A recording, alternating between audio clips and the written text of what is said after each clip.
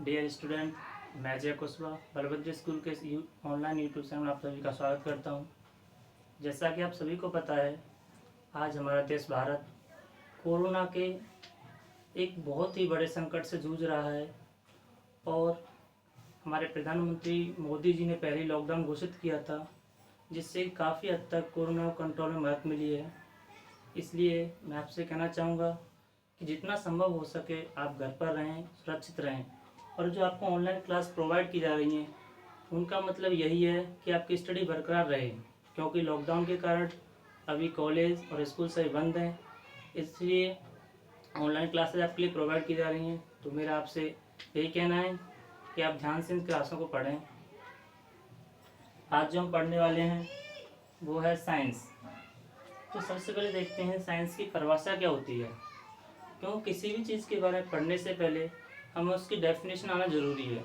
तो देखिए, सामने आपको दिखाई दे रहा है, प्रकृति में उपस्थित वस्तुओं के क्रमबद्ध अध्ययन से ज्ञान प्राप्त करने, जो भी प्रकृति में वस्तुएं हैं उनका अध्ययन करने पर हमें जो भी ज्ञान प्राप्त होता है एवं उस ज्ञान के आधार पर वस्तुओं की प्रकृति एवं व्यवहार आदि गुणों की जानकारी प्राप्त करना ही क्या है, विज्ञान।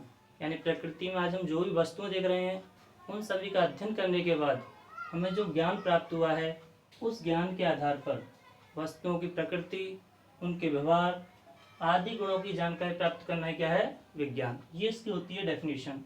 अब आती है कि जो विज्ञान है उसको कितने भागों बांटा गया है। तो मुख्य रूप से तो आपके विज्ञान है वो 3 भागों बांटी गई है, जीव विज्ञान, रसायन विज्ञान और भौतिक विज्ञान। लेकिन इसके अलावा इसमें कुछ पाठ आपके पर्यावरण के भी हैं और कुछ पाठ अंतरिक्ष से संबंधित भी दे रखे हैं। तो देखिए, सबसे पहले देखते हैं जीव विज्ञान। तो आपका पहला जो किताब का पोर्शन है वो जीव विज्ञान। इसमें हम क्या पढ़ने वाले हैं, जीव जंतुओं, पेड़ पौधों, उनसे संबंधित रोगों और उनके इलाज। क्या पढ़ने वाले हैं, जीव विज्ञान के अंदर हम पढ़ने वाले हैं जीव जंतु किस प्रकार से विकास करते हैं, पौधों में विकास कैसे पाया जाता है, उनमें कौन कौन से रोग होते हैं और उनका इलाज किस प्रकार से किया जाता है। इससे आगे जो टॉपिक है ये आपका है रसायन विज्ञान। यहाँ पर हम पूरे केमिकल्स के बारे में पढ़ने वाले हैं, यानी रसायनों के बारे में पढ़ने वाले हैं। रसायन आए कहाँ से हैं, आवर्त सारणी। तो केमिस्ट्री का एक टॉपिक आएगा आवर्त सारणी। उन सभी तत्वों का अध्ययन किया जाता है रसायन विज्ञान के अंदर। इसके बाद आता है आपका भौतिक विज्ञान। यहाँ पर हम पढ़ने वाले हैं प्रकाश, चुंबक, विद्युत धारा।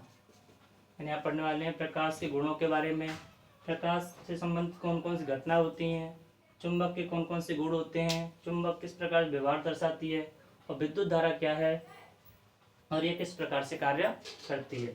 अब देखते हैं पर्यावरण। पर्यावरण में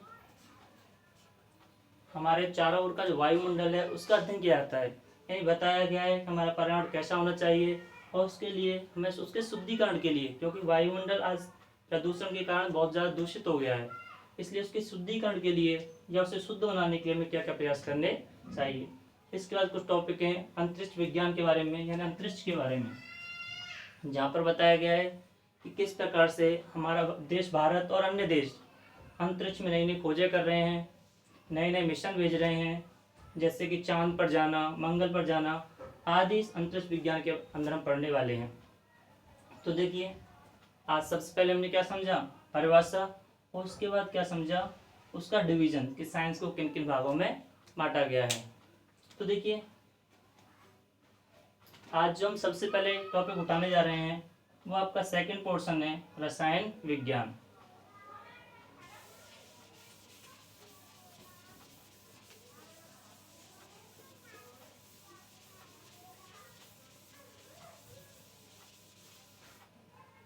ध्यान रहे स्टूडेंट्स, ये ऑनलाइन क्लासेस का मतलब ये नहीं आपने देखा और छोड़ दिया। इसको बाकायदा आपको नोट्स भी प्रिपेयर करने हैं। जो भी ब्लैक बोर्ड पर लिखा जा रहा है उसको आपको करना है। ठीक है स्टूडेंट्स, आगे देखिए।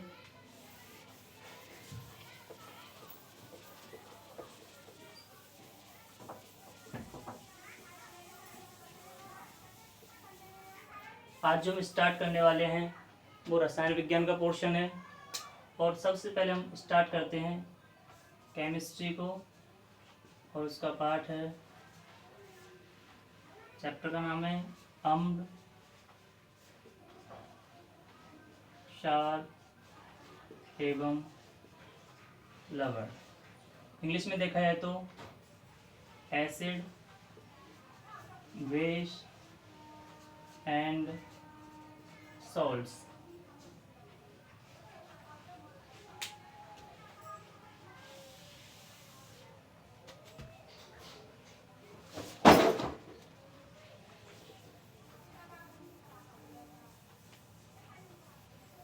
देखिए, सबसे पहले चैप्टर के बारे में समझने से पहले हमें सबके बारे में आना चाहिए कि अम्ल क्या होता है, क्षार क्या होता है, लवण क्या होता है। देखिए, सबसे पहले आपने पढ़ा होगा, 8th और 9th क्लास में पढ़ चुके हो कि अम्ल क्या होते हैं। सामान्यतः स्वाद में खट्टे होते हैं, यानी ऐसे पदार्थ तो जो सामान्यतः स्वाद में खट्टे होते हैं क्या कहलाते हैं, अम्ल। सेम ऐसे पदार्थ तो स्वाद में कैसे होते हैं, कड़वे होते हैं, क्या कहलाते हैं, क्षार। अब आता है लवण। लवण क्या होते हैं, नमकीन, यानी ऐसे पदार्थ जो स्वाद में कैसे होते हैं, नमकीन। ये परिभाषा 8 और 9th क्लास तक सही है, लेकिन अभी आपको जो लेवल है वो थोड़ा हाई हो गया है, यानी आप 10th स्टैंडर्ड में आ चुके हो, तो इसलिए ये परिभाषा उतनी एक्यूरेट नहीं है जितनी आपको चाहिए, क्योंकि इनकी परिभाषा अलग अलग वैज्ञानिकों द्वारा अलग अलग दी गई है। तो चलिए समझते हैं पहले सबसे पहले अम्ल के बारे में समझते हैं। देखिए, सबसे पहले समझते हैं हम अम्ल क्या होते हैं। तो सबसे पहले पढ़ते हैं हम अम्ल, और यहाँ पर पढ़ लेते हैं क्षार। लवण को भी बाद में पढ़ेंगे। तो देखिए, अम्ल और क्षार को समझाने के लिए 3 अलग अलग संकल्पनाएं दी गई। पहली जो संकल्पना दी गई थी वो आर्हेनियस, एक वैज्ञानिक थे, या कह सकते हैं रसायनिक थे, जिनका नाम था आर्हेनियस। उन्हीं के नाम पर उस संकल्पना का नाम रख दिया गया आर्हेनियस संकल्पना। इसी प्रकार से 2 और वैज्ञानिक आए, जिनका नाम था, एक का नाम था ब्रोंस्टेड और दूसरे का नाम था लॉरी। तो दोनों को मिला के क्या बोला गया, ब्रोंस्टेड लॉरी संकल्पना। और उसके बाद लास्ट में आए लुईस, इनकी संकल्पना का नाम था लुईस संकल्पना।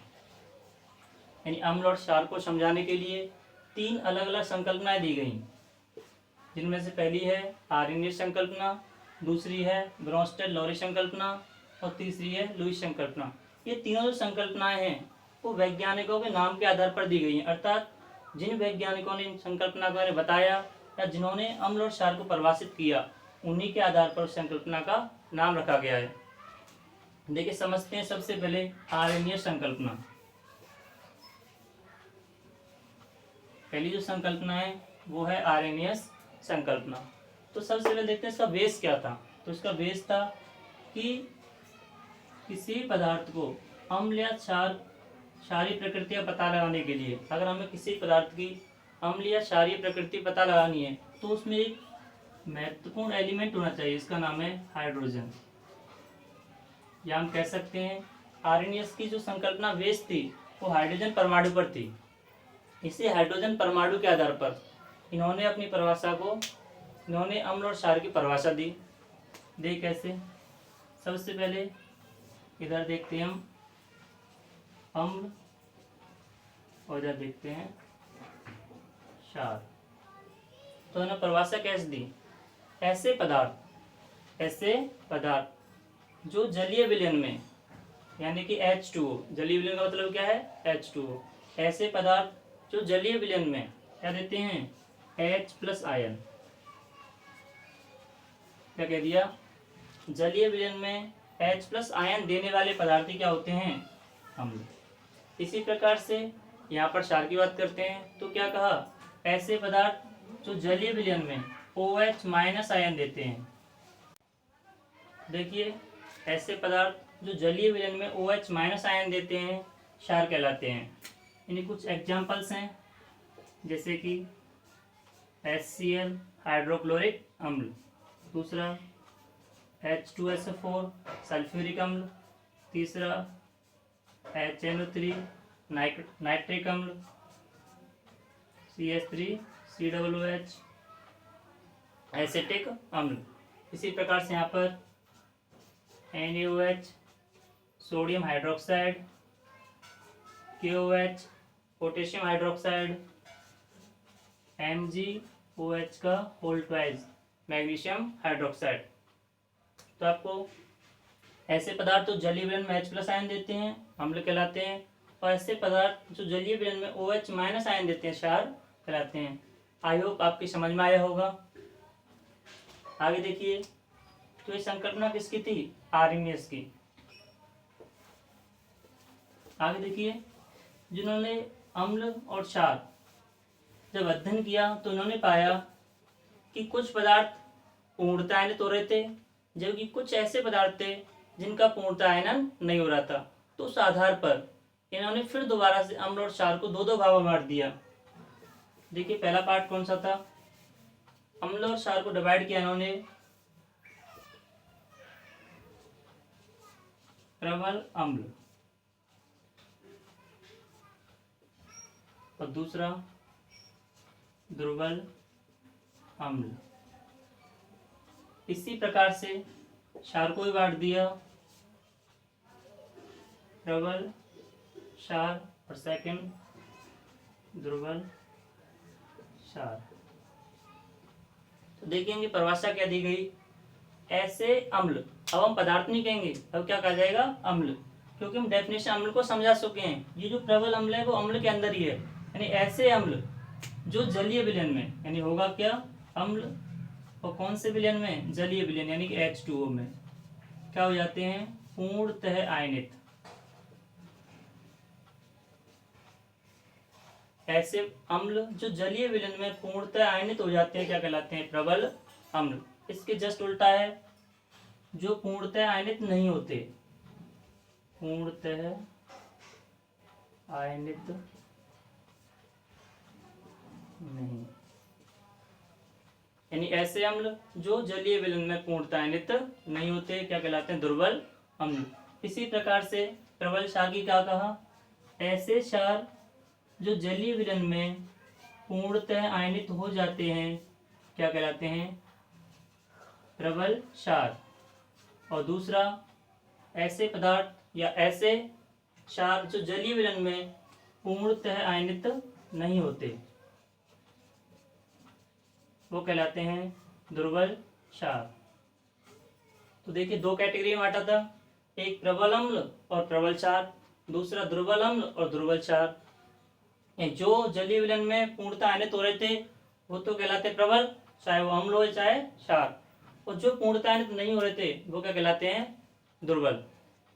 इसके बाद देखिए एग्जाम्पल, प्रबल अम्ल कौन कौन से होते हैं और दुर्बल अम्ल कौन कौन से होते हैं, एवं प्रबल क्षार और दुर्बल क्षार के बारे में।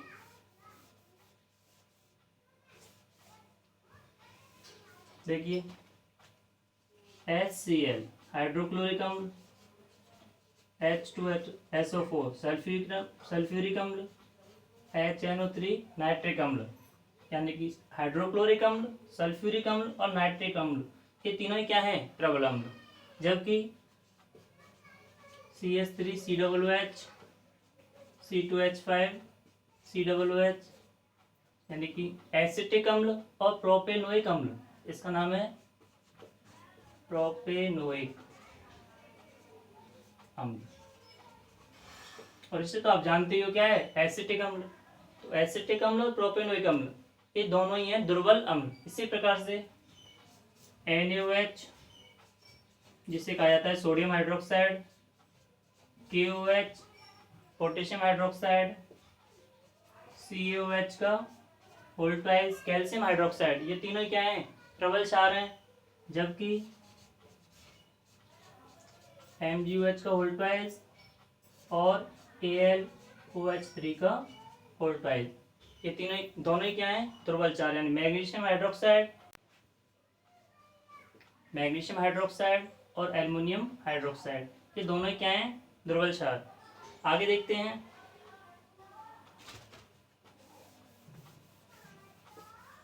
अभी तक आपने जो पढ़ा था ये पूरी संकल्पना किसकी थी?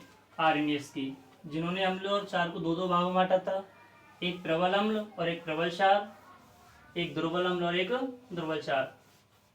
अब देखते हैं जो नेक्स्ट संकल्पना थी, वो भी आपको बताया था मैंने, वो किसकी थी? Bronsted lorry.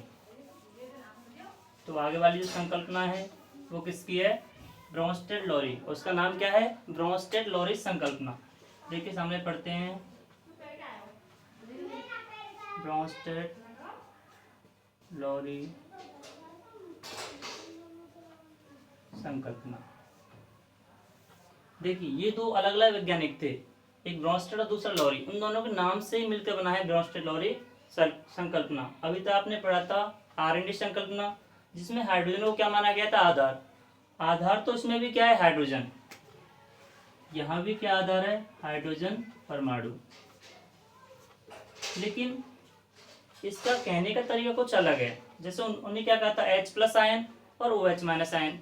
लेकिन यहाँ पर इसने इसे आयन नाम नहीं दिया, इसे इसने नाम दिया प्रोटॉन। यानी H+ को क्या नाम दिया? प्रोटॉन। जबकि वहां क्या नाम दिया गया था? H+ आयन, लेकिन यहाँ पर दिया गया प्रोटॉन। और इसके आधार पर, यानी प्रोटॉन के आधार पर, अम्ल और क्षार को क्या कर दिया? परिभाषित। कैसे? वो सामने देखिए क्या कहा? ऐसे पदार्थ जो H+ यानी कि प्रोटॉन दाता का कार्य करते हैं, यानी ऐसे पदार्थ जो प्रोटॉन दाता का कार्य करते हैं क्या कहलाते हैं? अम्ल। जबकि ऐसे पदार्थ जो प्रोटॉन ग्राही का कार्य करते हैं क्या कहलाते हैं? क्षार। यानी कि H+ को देने वाला तो कहलाता है अम्ल, जबकि H+ को ग्रहण करने या लेने वाला कहलाता है क्षार। देखिए कैसे इन्होंने कुछ अभिक्रियाओं के माध्यम से अपनी संकल्पना को समझाया। देखो फर्स्ट रिएक्शन लेते हैं हम, HCl + H2O। अभी देखिए आपने पढ़ा था HCl क्या है? हाइड्रोक्लोरिक अम्ल। और H2O आप सभी जानते हो क्या है? जल। जैसे मैंने HCl को किसमें वियोजित किया? जल में घोला। जैसे HCl किसमें घोला गया? जल में। तो मैंने पाया क्या, मुझे क्या मिला? H3O प्लस एवं Cl-। क्या मिला? H3O प्लस और Cl-। यानी देखो HCl किस में चेंज हो गया? Cl- में। जबकि H2O किस में चेंज हो गया? H3O plus. आपको क्लियर दिख रहा है? यहाँ से H+ क्या हुआ? निकला है, यानी इसने H+ का क्या कर दिया? दान कर दिया। यानी ये H+ देने वाला है और इसने H+ को क्या कर लिया? ग्रहण कर लिया। यानी ये H+ क्या कर रहा है? ग्राही का कार्य कर रहा है। तो यहाँ पर जो HCl है वो H+ देने का कार्य कर रहा है, जबकि H2O क्या कर रहा है? H+ को ग्रहण करने का कार्य कर रहा है। तो ये तो क्या हो जाएगा आपका? अम्ल। और ये क्या हो जाएगा? क्षार। जब इन्होंने देखा एक अम्ल और दूसरा क्षार, जब इन्हें क्या मिला? H2O से मिला H3O प्लस और HCl से मिला Cl-। तो इनके नाम दिए गए। ये जस्ट उल्टे होते हैं। अगर यहाँ पर जो अम्ल है वो वहां पर क्या बन जाता है? क्षार। और यहाँ पर जो क्षार है वो उधर क्या बन जाएगा? अम्ल। लेकिन क्या नाम जोड़ा गया? संयुग्मी। क्या नाम जोड़ा गया? संयुग्मी। देखिए ये किससे बना है? क्षार से। तो ये क्या बनेगा? संयुग्मी अम्ल। जबकि ये किससे बना है? HCl। HCl क्या था हमारा? अम्ल। तो इसका नाम क्या होगा? संयुग्मी क्षार। तो देखो संयुग्मी अम्ल और संयुग्मी क्षार क्या होते हैं? यानी कि अभिक्रिया से पहले जो पदार्थ क्या था? हमारा अम्ल था, वो अभिक्रिया के बाद क्या बन जाएगा? संयुग्मी क्षार बन जाएगा। और अभिक्रिया से पहले जो पदार्थ हमारा क्षार था उससे क्या बन जाएगा? संयुग्मी अम्ल। ये दोनों एक दूसरे क्या हैं? उल्टे हैं। अभी आपने देखा यहाँ पर जो H2 है वो किसका कार्य कर रहा है? क्षार का। लेकिन नेक्स्ट अभिक्रिया देखिए, दूसरी अभिक्रिया थी NH3 + H2। इससे क्या बना? NH4 plus OH-। तो यहाँ पर देखिए NH3 से क्या बना? NH4 प्लस, क्योंकि एक हाइड्रोजन बढ़ गया है इसलिए इसका ये क्या कर रहा है, H प्लस का ग्रहण कर रहा है H प्लस को, इसलिए नाम क्या हो, H प्लस ग्राही।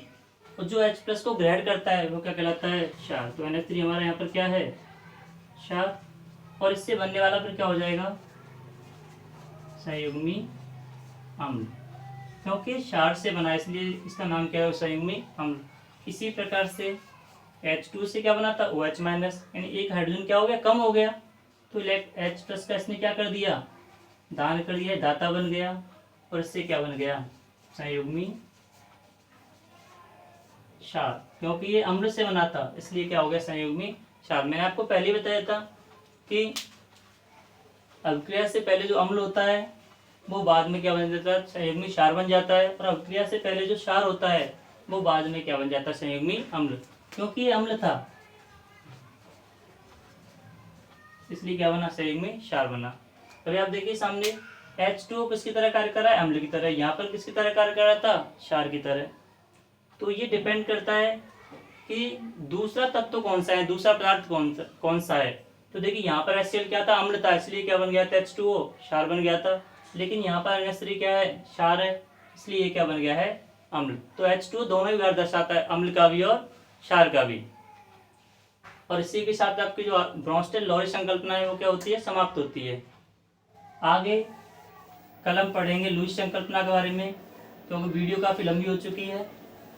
वैसे भी 20-25 मिनट की वीडियो हो चुकी है। आज पहली क्लास है इसलिए आज इतना ही काफ़ी है। तो मेरा आप सभी स्टूडेंट से यही कहना है कि जब तक कोई विशेष कार्य ना हो आप अपने घरों से बाहर ना निकलें, क्योंकि ये जो देश है वो कोरोना से बहुत ज़्यादा भयानक स्थिति में पड़ गया है। और अगर इसका इसी प्रकार से प्रसार होता रहा तो स्थिति और भी खराब हो सकती है। इसलिए जब तक कोई आवश्यक कार्य ना हो आप घर पर रहें और घरों से बाहर ना निकलें, क्योंकि आपको जो ऑनलाइन क्लास प्रोवाइड की जा रही हैं ये केवल ऐसे नहीं आपने देख लिया, इनका आपको नोट्स भी तैयार करने हैं और प्रिपरेशन भी करनी है। इसलिए स्टे सेफ, स्टे होम।